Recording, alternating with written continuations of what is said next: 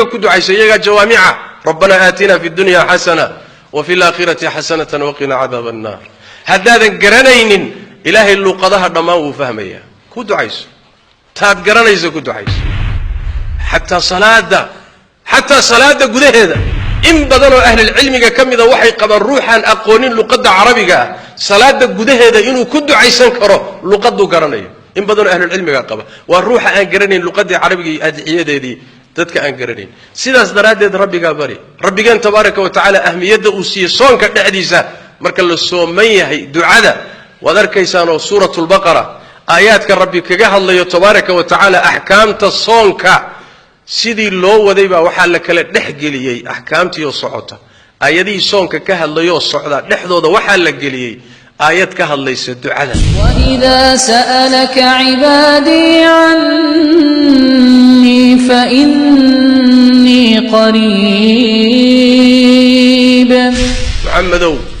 الضومضيد هدي إكاويديان وحاد الشيك تاوان أردواي كما فوي ساستر أردواي محيط ربي قال تبارك وتعالى وكو أركيا وكو مقليا وكاورهيا كمموغا وما بانا حتى إن القيلضو النبي صلى الله عليه وسلم حكوا للصحابة ديس مركي سوق يوغو دواقا يوار ربيعوا على أنفسكم ورنفتنا أولي مريا ربي قاد بريا إساني إذن كما فوقا وإذن مقليا إدوال بنا وإذن كدو أجيب دعوة الداع إذا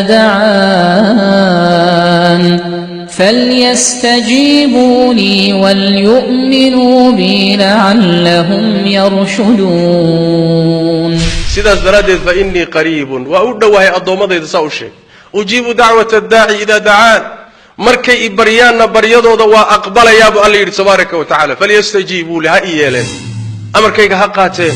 هاي أطيعين وليؤمنوا بي هانا الرميين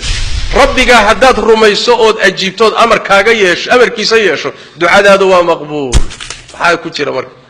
إن آياته يضع لقاها الله شهر رمضان الذي أنزل فيه